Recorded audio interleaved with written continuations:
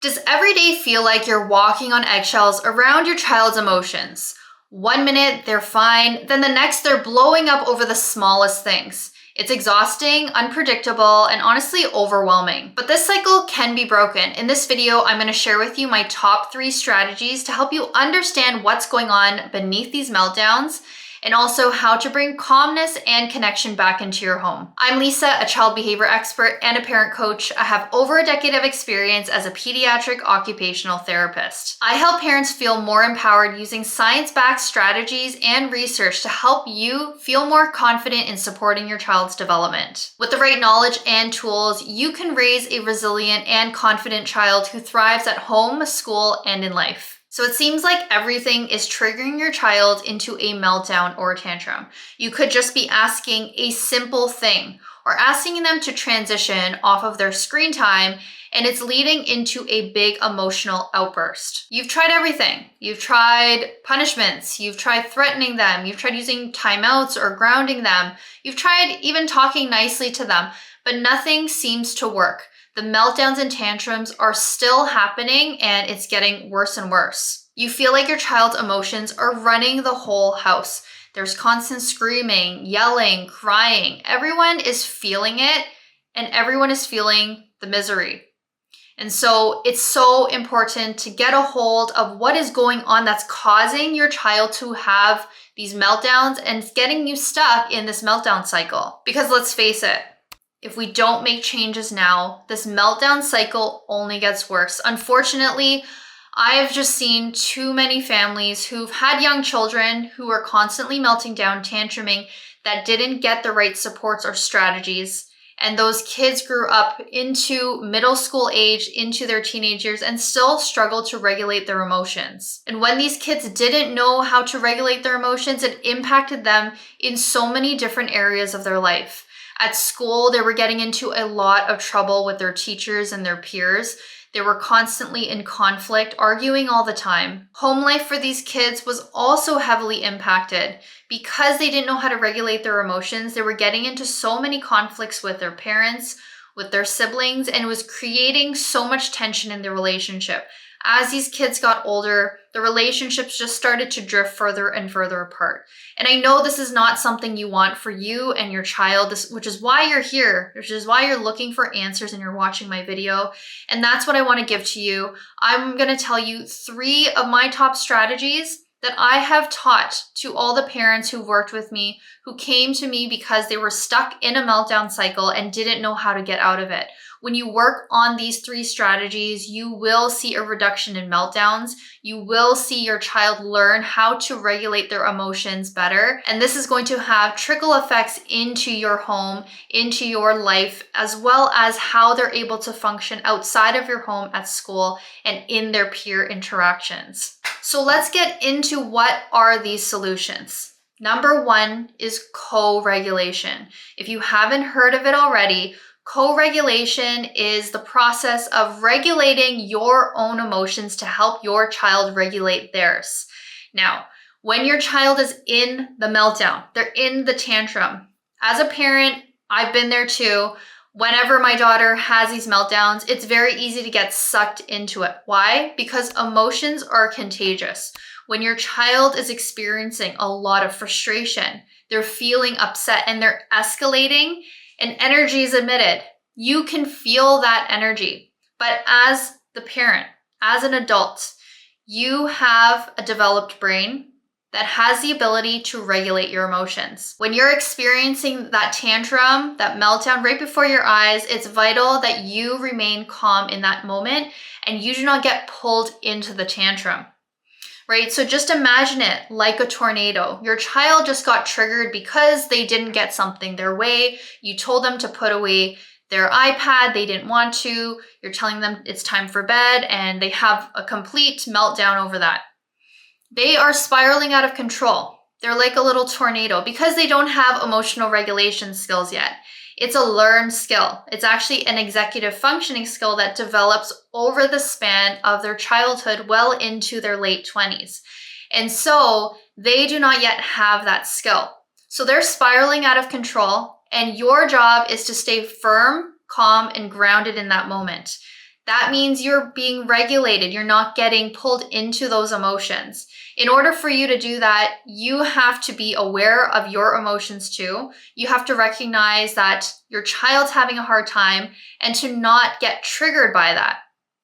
That might mean you need to take some deep breaths. If you find that you're very reactive and you jump in, you start yelling right away, learning how to take a sacred pause, breathing in through the nose 3 times before you start responding, giving you that space and time can help you to regulate yourself. The more you can master the skill for yourself, what you're doing is demonstrating to them exactly how to regulate their own emotions. And when you consistently respond in this way, they will start to pick up exactly how you're regulating yourself, the reason for this, and it's all backed by science. It's because of something we call mirror neurons. Your children have mirror neurons that mimic exactly the behaviors, the actions that they see within you. So whenever they see that you're frustrated, how do you handle it? Do you remain calm or do you explode too? However you are responding, that is what they will mirror. So the more you can stay grounded, the more they will learn over time how to mirror that same type of behavior. And when you consistently respond in this way, your child will learn how to process their emotions better and the meltdowns will decrease. Solution number 2 is to teach emotional awareness. So when your child's in the meltdown, in the tantrum, they feel those emotions and they know how to react. They know how to yell and cry to try to soothe themselves out of that emotion. But the thing that your child is missing is the awareness of that emotion and knowing how to label that to an actual word, right? Everything that is happening for them is subconscious. They don't actually realize in that moment that they are actually feeling frustration that's causing them to behave in that way. They don't realize that they're actually angry over something that's causing them to behave in that way.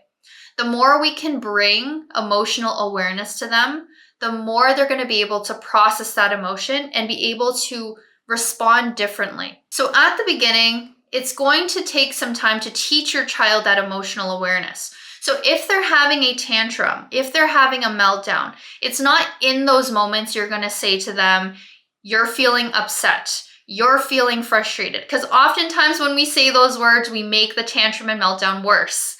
So what we need to start factoring in is a stage called reflection time. So at the beginning, your child's going to go through the meltdown, but eventually they do de-escalate. They do get back to their normal calm state.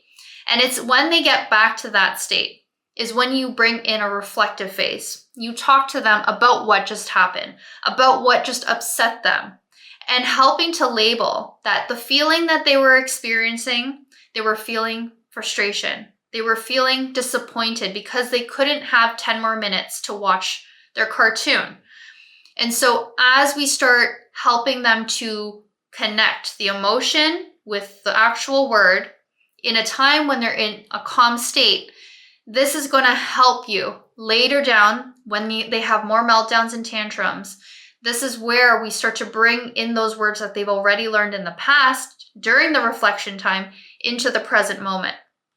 So over time, what this will look like is if they're having a tantrum and you've already talked to them about these different emotions you've pointed out, frustration, feeling upset, in that moment, that's when you can start telling them, I know this is really hard for you. I can see you're feeling frustrated. And they will already know those words because you taught it to them before. And the more we start to help label that, that's going to make those emotional connections for them. The other thing too is using yourself as an example, because we don't always want to keep pointing out you're feeling frustrated, you're feeling upset. That also can start to irritate our kids and cause more of an outburst. We want to teach them using ourselves as the example to remove the pressure off of them, right? Because it can feel like we're finger pointing at them whenever we point out the emotions. But when we use ourselves as the example, it helps to create a separation between the emotion and actually what you're trying to teach them. So, for example, if you're cooking dinner and you've got so much chaos going around, the kids are laughing, screaming, playing, got the dog barking, and you are feeling overstimulated. It's in that moment you can Share with your kids, guys, I need everyone to just quiet down right now. I'm feeling very overwhelmed and it's frustrating me because it's hard for me to focus on what I'm doing. So using yourself as that example, it also humanizes yourself for your kids, helping them to realize that you experience emotions and it's not always about them doing the bad thing. This can be a really great way to also help your child feel more connected to you. The third solution is sensory and calming tools. So sensory and calming tools are different modalities. It could be sensory equipment, like different fidget tools. It could be a noise canceling headphone. It could even just be a designated quiet spot in your home where you've set up a tent, where you have dim lights, where you have a sound machine and a nice soft blanket or a weighted blanket. And it's incorporating different calming sensory input to help your child feel more regulated and feel more grounded. Now, how to use sensory tools. It really depends on what is triggering your child to get into a meltdown or into a tantrum. And a great example, this is where I see a lot of kids get into the meltdown cycle, is right after school. The reason for this is many of our kids, they go to school, they've spent an entire day there learning academically. There's a lot of cognitive load put on them. There's social interactions, hanging out with friends, trying to fit in, trying to play with this kid during recess time, right? There's just so much input and sensory experiences that they go through in their day. Now, by the time they come through the door after school, they're exhausted. They've had such a long day. And now you're asking them, hey, can you put your backpack by the door? Can you go get your snack? Can you change your clothes? These small demands can trigger the meltdown because their nervous system is already up here in high gear, and that small ask that you're making is just sending them over the edge, causing them to spiral. And of course, you're the one that has to face the meltdown. So instead of putting the demands on them, what we need to do is help them to regulate their nervous system using sensory tools. So when they come home after school, they put down all their stuff, and the first thing they can do is sit in their calming corner just to rejuvenate, just to relax, to get them back into a state where they feel good. They don't feel overwhelmed, overstimulated. Once they've done that, then we can transition them out and get them to start doing the after school routine. If it's doing homework time, if it's them getting a snack or whatever it is, we want them to reduce the nervous system overload that they've had after a full day. Calm their nervous systems down with sensory input that's calming and grounding so that they can do the task that you're asking them to do. Now, another great example of using sensory tools is really understanding what is the thing that triggers your child. So for some of our kids, if your child is highly sensitive and being in a place where there's a lot of loud noises, that can be very triggering and sensory overwhelming. That's leading to the meltdown. So implementing a sensory tool like noise canceling headphones, that can help to reduce the sensory overwhelm that they're experiencing. So every time you go out and I know you need to do different things. You need to get to the grocery store.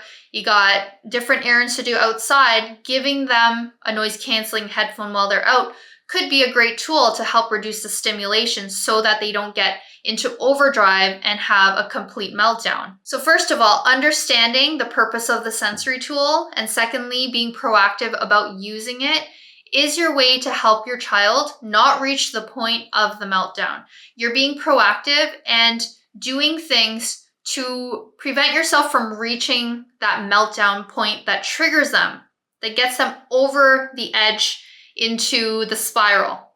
If you're proactive about it and you're working on your own co-regulation, you're working on building emotional awareness, and you're using sensory tools, you will significantly reduce the meltdowns that you're experiencing and end the cycle that you're in. So I know that this was a mouthful. Implementing all of these strategies can feel quite daunting and overwhelming. And I want you to recognize that you aren't alone in this journey. I know that trying to deal with the daily meltdowns and dealing with so many emotions along with your own emotions in this can be really hard. This is why I've created a step-by-step course on how you can start supporting your child's emotional regulation and start ending the meltdowns that you're in. In my course, From Chaos to Calm, Foundations to Emotional Regulation, you will learn exactly why your child is getting into these meltdowns in the first place. You will also learn effective tools that will build on these 3 strategies I just shared that's going to help you end the cycle that you're in. In my course, you will learn how to spot a meltdown coming before it even happens, and effective strategies that are going to help to end the meltdown if you're already in it. Ultimately, what parents have told me was that not only did they learn how to manage their child's meltdowns, but they felt more calmness, more harmony, and less stress in their household. So if you're ready for this change for your family, you're ready for this transformation, you can find all the information about my course in the description box below. And for this Mother's Day, I'm offering a limited time offer of 40% off my course, so you don't want to miss out on it. Thank you so much for watching. I hope you enjoyed this video. Please remember to like and subscribe to my channel, and I'll see you guys on the next one.